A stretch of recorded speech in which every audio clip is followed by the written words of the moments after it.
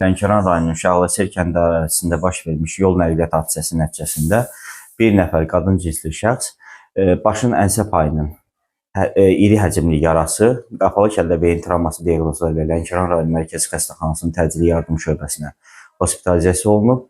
Yaralıya zəruri ilkin tibbi xidmətlər göstərilib, vəziyyətinə uyğun olaraq reanimasiya şöbəsinə yerləşdirilib. Qapını bağla.